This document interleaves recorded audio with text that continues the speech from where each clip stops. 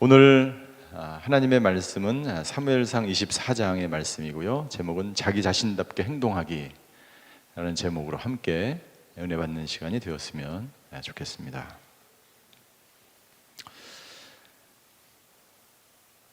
우리 데이빗 시멘즈라고 하는 굉장히 유명한 우리 치유 학자면서 상담 학자가 있죠. 데이빗 시멘즈가 이런 이야기를 했습니다. 우리 화면을 잠깐 보여주시겠어요? 설교자들이 종종 사람들에게 잘못된 생각을 심어주는 것이 있다. 즉 새 생명을 얻게 되는 구원이나 성결케 되는 체험으로 정서적인 문제들이 자동적으로 해결된다고 말하는 것이다. 그러나 사실은 그렇지 않다.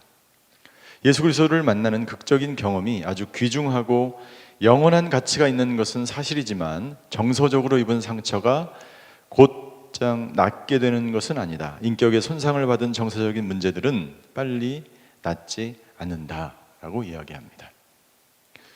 여러분, 우리가 구원을 받은 경험이 우리에게 정말 놀라운 그러한 감격과 축복의 사건이죠. 그러나 우리가 과거에 경험했던 상처와 아픔을 통해서 경험했던 내 감정적인 문제, 정서적인 문제는 하루아침에 바로 해결되는 것이 아닙니다.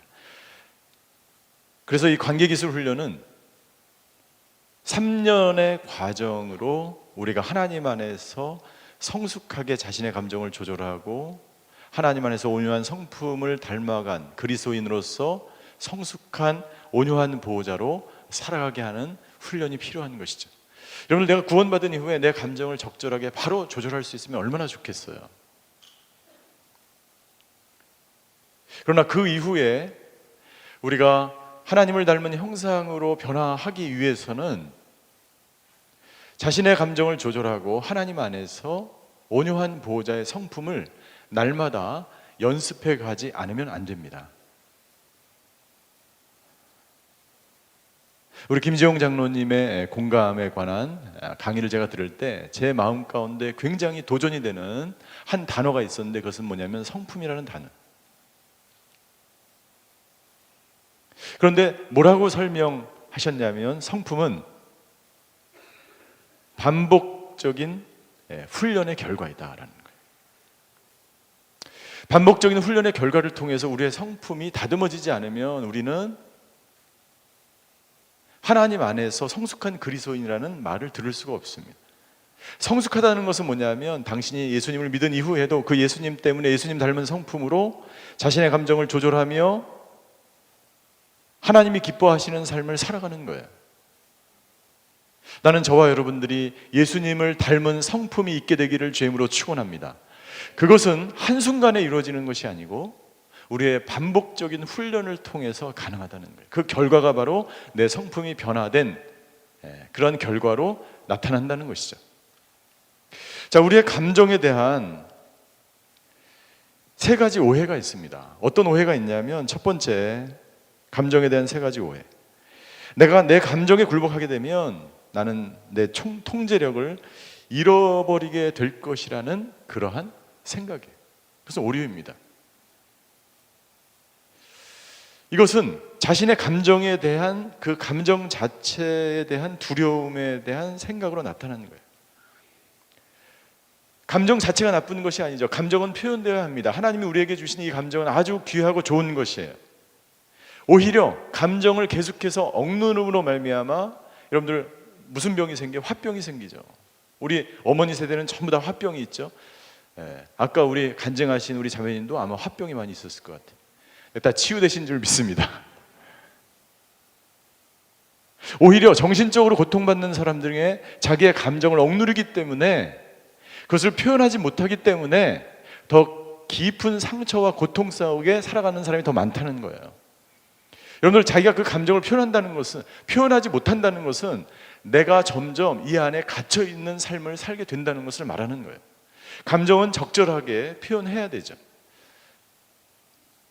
자신의 나쁜 성질을 계속해서 나타내라는 말이 아니죠. 주님이 주신 그 감정을 적절하게 표현하는 것, 이것은 굉장히 중요합니다. 두 번째 오해가 있는데, 감정에 져서는 안 돼. 그렇게 하면 감정에 져서는 안 된다. 그렇게 하면 죄를 짓게 될 거야 라고 하는 생각이에요. 아니죠.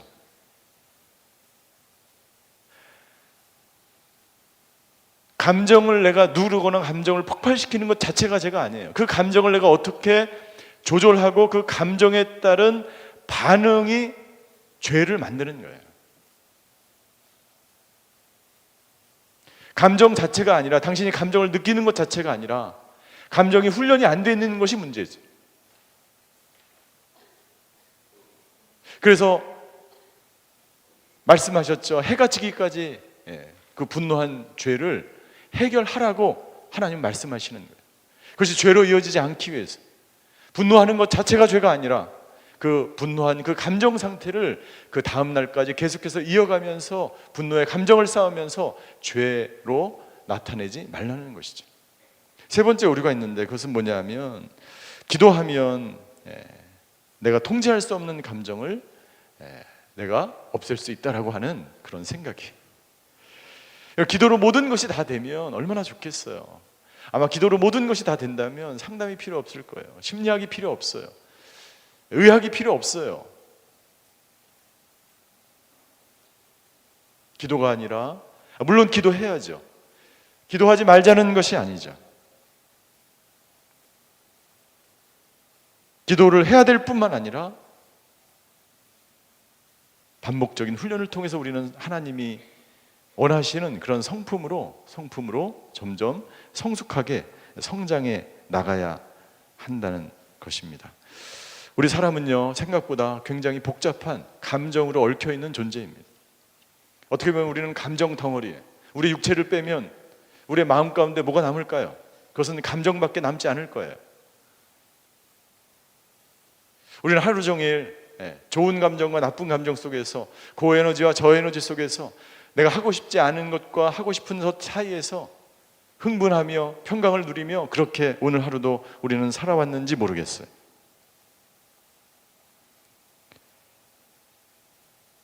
그런 삶을 살면서 여러분들, 이 세상에 상처받지 않은 상한 감정이 아닌 사람이 없습니다. 모든 사람이 때로는 열등감을 느끼고, 때로는 콤플렉스를 느끼고, 또는 예민함을, 두려움을, 불안을, 우울을, 질투와 같은 감정을 느끼게 되는 것이죠.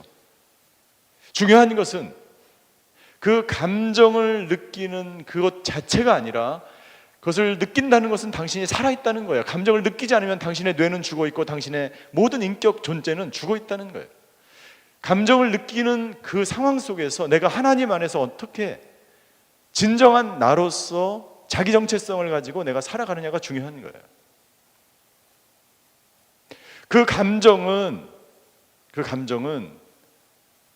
나로 하여금 어떤 정체성을 형성합니다.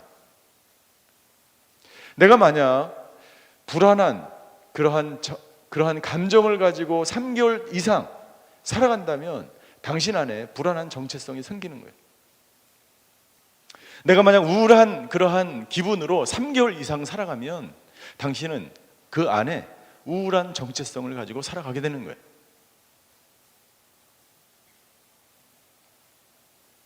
우리는 어떻게 우리가 힘들고 어려운 과정과 그러한 상황과 그런 감정 속에서도 어떻게 나 자신답게, 자기 자신답게 행동할 수 있는지에 대해서 함께 오늘 본문을 통해서 살펴보기를 원합니다. 다윗은 어떻게 자신의 감정을 조절할 수 없는 그러한 상황 속에서 어떻게 하나님 앞에서 진정한 자기다운, 자기답게 행동할 수 있었을까요?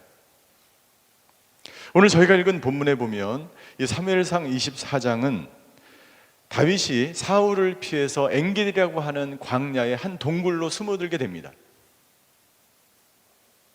다윗이 얼마나 오랫동안 사울을 피해서 도망자의 신세를 살아왔는지 우리는 알고 있죠.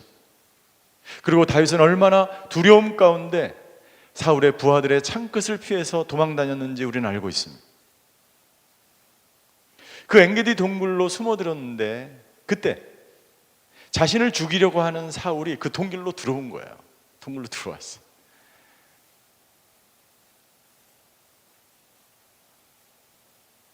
여러분들, 이 사울과 맞이했을 때 이 다윗의 이 감정에는 어떤 감정들이 있을까요? 만약 당신이 피해 다니는, 내가 이 피해 다니는 빚쟁이가 있는데 빚쟁이를 딱 만난 거예요.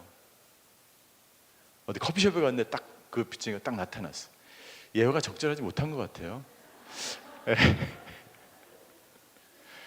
내가 무서워하는 사람이 있는데 나를 죽이려고 막, 정신병자잖아요. 거의 정신병이지.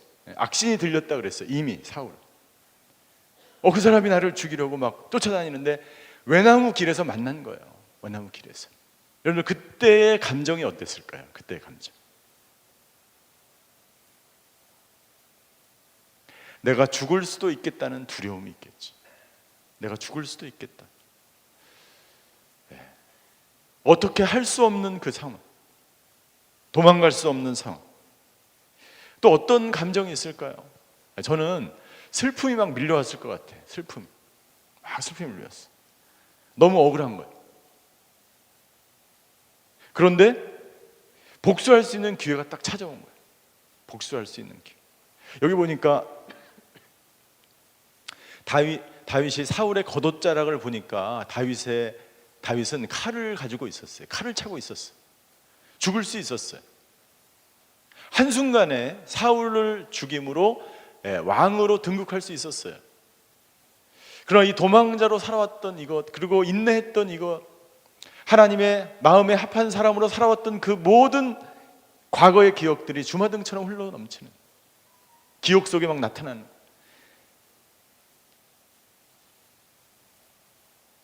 또 하나는 분노가 일어났을 것 같아요. 내 눈앞에 그 사람을 딱 보면 뭐 이런 게 다 있어. 분노, 여러 가지 감정이 다윗에게 나타나기 시작했죠. 그러나 다윗은 이런 감정을 조절합니다. 여러분들, 이런 감정을 조절하는 것은 쉬운 게 아니에요. 이런 문제뿐만 아니라 여러분들 오늘 하루 어떤 일을 당하셨어요? 듣고 싶지 않은 말을 들으셨습니까? 아까 막 어디 식당에서도 막 확 뭐가 엎어지고 막 이러던데, 아주 조그만 일에도 우리는 마음의 어려움과 자신의 감정을 조절하지 못하고 힘들고 어려운 상황을 경험하게 되는 것이죠. 다윗은 어떻게 이 상황을, 이 감정을 조절할 수 없는 이런 상황 가운데 자기 자신답게 행동했는지를 살펴보겠어요. 첫 번째, 다윗은요, 사람들의 뜻을 따르지 않고 하나님의 뜻을 따랐어요. 자, 4절을 한번 보시겠습니다. 4절에 보면 그 동굴에서 다윗의 부하들이 아마 귓속말로 이렇게 했을 거예요.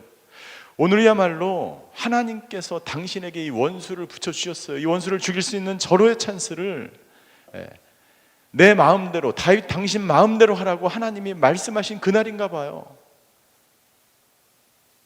사람들이 소곤소곤거립니다.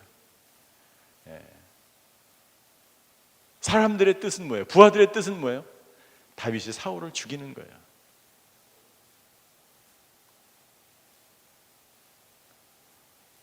여러분들, 우리는 너무나 많이 세상적인 생각과 세상적인 가치와 세상적인 논리 속에 우리는 살아갑니다. 일주일에 거의 많은 시간을 우리는 세상적인 그 한 복판에서 살아가므로 사람들의 뜻과 세상적인 조직 속에서 하나님의 뜻과 하나님의 말씀이 아니라 사람들의 뜻과 사람들의 말에 더 귀 기울이는 것이 너무나 많아요. 그래서 올바른 판단과 올바른 생각을 하지 못하고 내 감정대로 행할 때가 너무나 많습니다. 세상적인 눈과 부하들의 말이 정확하죠. 부하들이 말하는 것이 굉장히 정확합니다. 이성적입니다. 그러나 다윗은 사람들의 말에, 사람들의 뜻에 따르지 않고 하나님의 뜻에 따릅니다. 부하들이 재촉합니다. 그러나 여러분들, 이 부하들의 말은요, 어디서 나왔는지 알 수 없는 말이에요. 4절을 한번 보세요. 오늘이야말로 여호와께서 내가 내 원수를 내 손에 넘겨주어 내 마음대로 하도록 하리라고 한 그날인가 봅니다. 언제 하나님이 이렇게 말씀했어요? 하나님의 뜻입니까? 아니에요. 사람들은 이것이 하나님의 뜻인 것처럼 말합니다. 뜻인 것처럼 말합니다. 오늘도 제가 식사를 하는데 자기 어머니가 40대 후반대 뇌졸중으로 쓰러져서 지금도 누워 계신, 그런데 교회를 너무나 열심히 하다가 교회에서 쓰러지셨어요. 이 어린 그 사람의, 그 집사님의 마음 가운데 너무나 이해가 안 됐죠. 아니, 교회를 그렇게 열심히 하는데 어떻게 하나님이 뇌졸중으로 쓰러뜨리셔서 지금까지 못 일어나게 할 수 있어요? 그렇지 않습니까? 어린아이 때는 판단이 안 되죠. 그건 너무 힘들었죠. 그런데 사람들이 뭐라고 얘기했는지 아요? 교회에서 사람들이 뭐라고 얘기했냐면 너희 엄마가 죄가 많기 때문에 쓰러진 거야 라고 말했다는 거예요.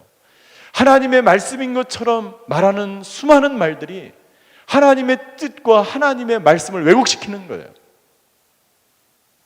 저와 여러분들 안에 하나님의 그 정확한 진리의 말씀이 아닌 모든 것들이, 왜곡된 말씀이, 왜곡된 이미지가, 왜곡된 생각이 모두 다 사라지게 되기를 주임으로 축원합니다. 하나님의 뜻을 분별하고 하나님의 뜻 가운데 행해야 되는 거예요. 행해야 되는 거예요.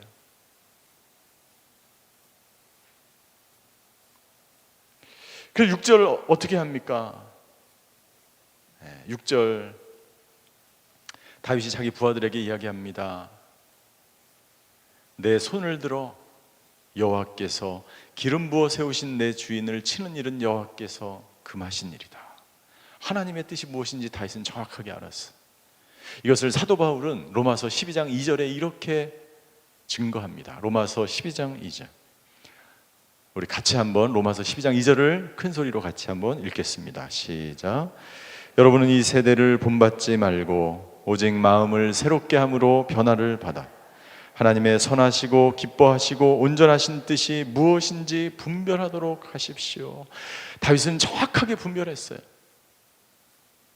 여러분, 내가 무엇을 하기 전에, 내가 말을 하기 전에, 내가 행동하기 전에 이것이 사람의 뜻인지 하나님의 뜻인지를 분별해야 돼요. 사람의 말을 들을 것인지 하나님의 말을 들을 것인지를 분별해야 돼요. 다윗은 분명하게 부하들의 말이 아니라 하나님의 말을 듣고 하나님의 말씀대로 하나님의 뜻대로 행합니다. 하나님의 선하시고 기뻐하시고 온전하신 뜻이 무엇인지 분별했어요. 그는 잠시 멈춰서서 하나님의 온전한 뜻은 바로 내가 심판자의 자리에 있지 않는 것이, 내가 원수를 갚는 자리에 있지 않는 거예요. 그렇게 할 수 있죠. 당신의 감정은 그렇게 하고 싶을 거예요. 다윗의 감정도 그러고 싶을 거예요. 옷자락이 아니라 사람을 뵈면 그 도망자의 모든 시간은 끝나고 참된 자유와 축복의 시간이, 왕관이 그를 기다리고 있을 거예요. 그러나 다윗은 그렇게 하지 않았어요. 하나님의 뜻이 아니기 때문이죠. 내가 손해를 보고 내가 희생을 당하고 내가 어려움을 겪고 내가 고난을 받아도 하나님의 뜻이 아니면 하지 않는 거예요.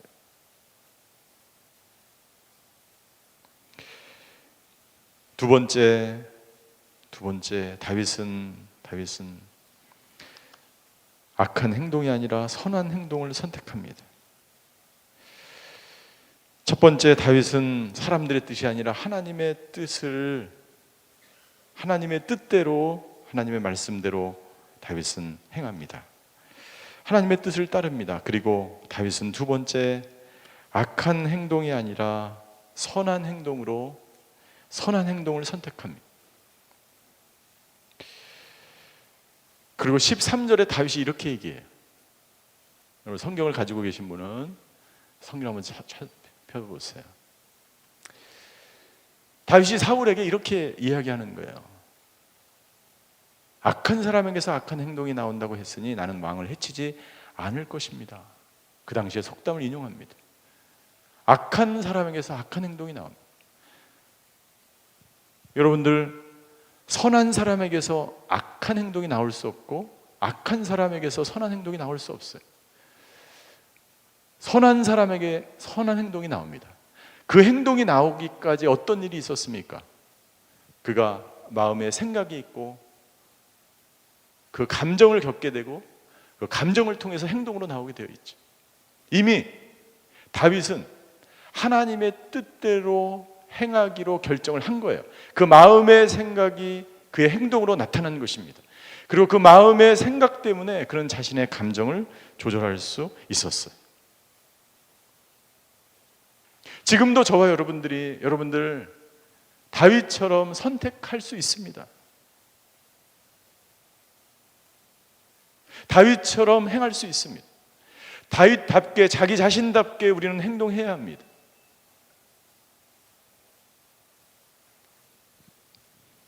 캐롤라인 리프라고 하는 학자는 이런 이야기를 합니다. 30년 동안 사람의 행동 발달과 행동의 결과를 연구한 뇌과학자예요. 뉴욕타임즈의 오랫동안 베스트셀러 작가였던 캐롤라인 리프라고 하는 박사는 이런 통계를 말합니다. 연구 결과 정신질환과 행동장애와 각종 질병의 원인의 75%에서 많게는 98%가 그 자신의 매일의 생각에 달려있다는 거예요. 당신이 어떻게 생각하느냐가 당신이 어떤 사람이 되느냐를 나타내는 거예요. 그리고 통계에 의하면 정신적, 신체적 질병 중에서 약 25%만이 그 사람이 경험한 환경이나 유전에 의한 질병이라는 거예요. 놀라운 사실 아닙니까? 많은 사람들이 나는 유전병이야, 나는 환경이 이래서 이래, 나는 이러한 사고를 당했기 때문이라고 말하는데 그렇지 않다는 거예요. 통계적으로 연구의 결과, 30년 동안 연구한 결과 75%, 약 98%까지 그 자신의 사고방식, 매일 당신이 어떻게 생각하느냐가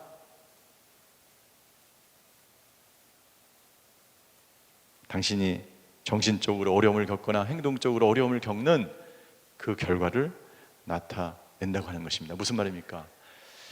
당신이 무엇을 생각하느냐가 당신의 마음의 생각이 당신의 감정을 결정하고 당신의 감정이 당신의 행동을 결정한다는 거예요. 우리가 무엇을 생각하느냐가 내 정체성을 결정한다는 이야기입니다. 그렇다면 여러분들, 우리는 먼저 내가 선한 행동이 나오기 전까지 다윗이 자신의 마음의 뜻에 하나님이 기뻐하시고 온전하신 그 뜻이 무엇인지를 분별함으로 악한 행동이 아니라 선한 행동으로 나아갈 수 있었던 것처럼 저와 여러분들의 마음 가운데 하나님이 주신 그 뜻을 분별하는 그 마음이 있게 되기를 주임으로 축원합니다. 그때야만이 비로소 우리는 선한 행동을 선택할 수 있어요. 그래야만 우리는 자기 자신답게 행동할 수 있어요. 자신의 감정을 조절할 수 있어요. 하버드 대학교의 허버트 벤슨 박사, 노벨상을 받은 이 사람은 이렇게 이야기합니다. 부정적인 생각은 스트레스로 이어지고 이 스트레스는 우리의 몸에 악한 영향을 미친다는 거예요. 그런데 놀라운 사실은 스트레스로 인한 부정적인 감정들은 기쁨과 감사와 사랑 같은 감정으로 사라질 수 있다는 거예요. 나는 여러분들의 모든 부정적인 감정이, 스트레스로 인한 감정이 여러분들의 마음의 생각 가운데 당신을 조절할 수 없고 당신의 감정을 조절할 수 없기 때문에 악한 행동을 계속 하고 싶은 그 모든 것들이 오늘 기쁨과 감사와 사랑으로 넘치는 그러한 시간이 되기를 주임으로 축원합니다. 그때 우리는 하나님 안에서 나다운 삶을 살아갈 수 있는 거예요. 자기다운 행동을 할 수 있는 거예요. 그는 이것이 그냥 나오지 않습니다. 다윗이 그냥 한순간에 나오는 것이 아니에요. 이 광야의 고난을 통해서 하나님의 말씀과 하나님의 인도하심과 하나님의 깊은 교제 속에서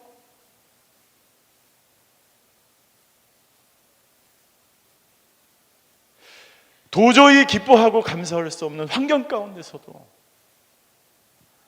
다윗은 기쁨의 노래를 부르는 거예요. 그래서 다윗이 찬양하잖아요. 내가 새벽을 깨우리라. 비파야 수구마 내가 노래할 것이다. 이것이 다윗으로 하여금 악한 행동이 아니라 선한 행동을 선택하게 한 것이죠. 결국 다윗은요, 자신의 분노를 잠재우고 자기 자신답게 행동하는 것을 선택합니다. 다윗은 심판을 하나님께 맡기기로 선택합니다. 다윗은 사울을 용서하기로 선택합니다. 여러분들, 결과는 무엇입니까? 결과는 사울이 다윗 앞에서 눈물을 흘립니다. 여러분들 24장 그 후반절에 가면 이렇게 돼 있어요. 17절에 보니까 나는 너를 16절부터 읽겠습니다. 16절, 다윗이 이 말을 마치자 사울이 큰 소리로 울었다라고 되어 있어요. 여러분들, 우리가 당연히 그렇게 악하게 행동을 해야 됨에도 불구하고 상대방을 용서하고 용납하고 받아주고 그 심판을 하나님께 맡기며 온유한 보호자로 상대를 대하면 상대방이 오히려 눈물을 흘려요. 그리고 사울이 이렇게 이야기합니다. 나는 너를 못살게 굴었는데 너는 내게 이렇게 좋게 대하니 내가 나보다 의롭구나. 의로운 사람이라고, 원수라고 생각했던 그 사람이 나를 그렇게 평가해 주는 거예요. 여러분들, 이 사무엘상 24장에서 연약한 자는 누구입니까? 연약한 자는 쫓겨다니는 다윗이에요? 아니면 다윗을 죽이러 다니는 사울입니까? 연약한 자는 사울이에요. 다윗은 도망자였고 살 곳이 없어서 동굴에 갇혀 있었고 엔게디 광야 항무지에서 돌아다니던 그였지만, 가진 게 없었지만 그는 강인한 사람이었고 건강한 사람이었어. 여러분들, 누군가를 용서해 줄 수 있다는 것은 엄청난 영성이 아니면 가능하지 않아요. 여기 내적 주위에 앉으신 모든 분들은 누군가를 다 용서하고 이 자리에 앉아 있는 줄 믿습니다. 할렐루야. 결단을 하신 거예요. 결단 이후에 이제는 어떻게 해야 돼요? 과정으로서의 용서의 시간이 있어요. 자신의 감정을 추스리는 시간이 있어요. 자, 내가 용서하기로 결단했는데 그 사람이 딱 나타나면 어떻게 돼요? 분노할까요? 다시? 분노합니다. 그러나 과거와는 틀린 거예요. 내가 용서하기로 결정했기 때문에 이제 프로세스를 밟아나가는 시간이 필요한 것뿐이에요. 그래서 여러분들에게 이 관계기술 훈련, 이 조이스타트, 기쁨은 여기서 시작된다의 훈련을 하셔야 되는 거예요. 이것을 하지 않으면 어떻게 돼요? 다시 고통의 자리로 가게 됩니다. 다시 용서할 수 없는 자리로 가는 거예요. 다시 자신의 감정을 조절할 수 없는 그 상태로 가게 되어 있는 거죠. 예수님은 자신을 온유하다라고 말씀하셨어요. 나는 마음이 온유하고 겸손하다고 말씀하셨어요. 예수님께서 군사들에 의하여 로마 병정에 의하여 체포될 때 베드로가 말고의 길을 자릅니다. 그때 예수님이 이렇게 말씀하셨어요. 내 칼을 칼집에 꽂아라. 아버지께서 주신 이 십자가의 길을 내가 걸어가겠다. 다윗은 분노의 칼을, 슬픔의 칼을, 두려움의 칼을 칼집에 꽂고 사울을 돌려보내. 한 번이 아닙니다. 사무엘상 26장에 보면 두 번째 똑같이 살려줍니다. 하나님 앞에서 자기 자신답게 자신의 감정을 조절하는 거죠. 저와 여러분들도 살다 보면 내가 조절할 수 없는 수많은 감정 속에서 우리는 살아갑니다. 그때 오늘 이 다윗의 마음을 기억하시고 하나님 앞에서 자기 자신답게 행동하시는 저와 여러분이 되시기를 주의 이름으로 축원합니다. 기도하시겠습니다.